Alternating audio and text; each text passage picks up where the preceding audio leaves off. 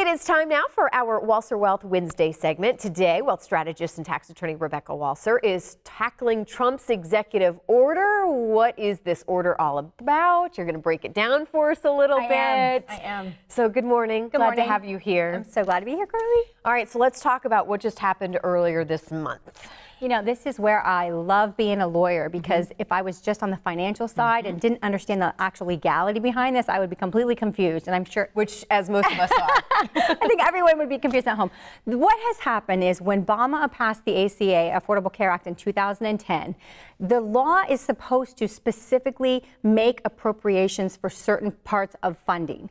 And the federal judge found that the Obamacare Act itself did not specifically appropriate subsidies to insurers for basically charging low premiums and low deductibles for the low to middle income, really low to income. It's a certain percentage of poverty level is how it works, So Carly. it's really supposed to be spelled out exactly. You are supposed to make specific appropriations for those subsidies. Okay. And so what happened was Obama was just doing it, even though Congress never made the appropriation. Trump obviously is anti-Affordable Care Act. He wanted to repeal and replace. That didn't get through. So now he's basically putting pen to paper through an executive order and saying we're not going to further continue these subsidies because it's not specifically appropriated in the law, which he has the right to do. So he has done that. It's actually been signed, his executive October order. 12th. It's done? Done. When does it start? When do we start seeing the effects of this? Exactly. So the exchanges will actually start enrolling people very soon in the next 2 weeks. So what's happening, Carly, is people are worried that when they go into these exchanges, their costs are going to balloon.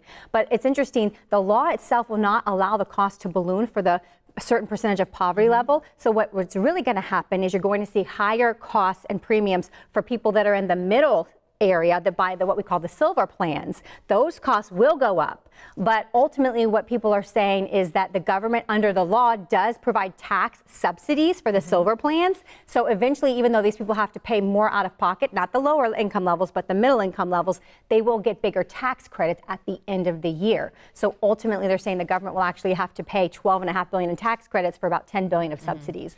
Is this the beginning of big changes, or are we going to see similar stuff to this? I mean, do we need to obviously still continue to watch this and see where this is headed? You know what, Carly, that is exactly why we're talking about it on a financial segment, because the truth is, obviously, we always want to plan for enough income, but healthcare is literally right up there with make sure you put aside enough, make sure you're growing your nest egg. Healthcare costs and planning around healthcare costs is really the second largest thing that is the most important in your financial plan. So people are concerned. They're like, oh my gosh, I'm going to go into these exchanges and my numbers are going to be outrageous. I wanted to just calm the fears of those that are in the lower to, you know, poverty level multiplied by 450%.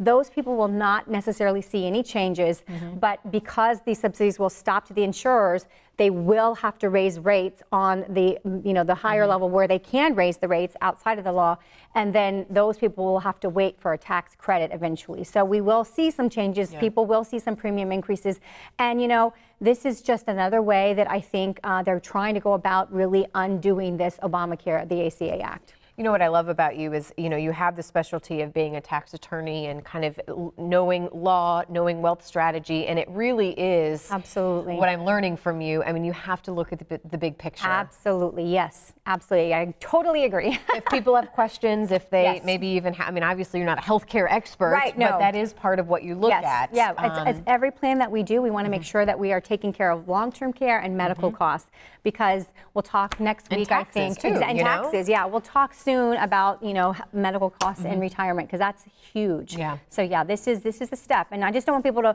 to like, oh my gosh, my healthcare is going to go up. Let's wait and see the impact at the exchange level, and then people will know. Okay, Rebecca, Right. thank you so much. Carly. We appreciate you being here. As always, there is the information to get a hold of her if you have any questions yourself, and we look forward to seeing you soon. Thank you.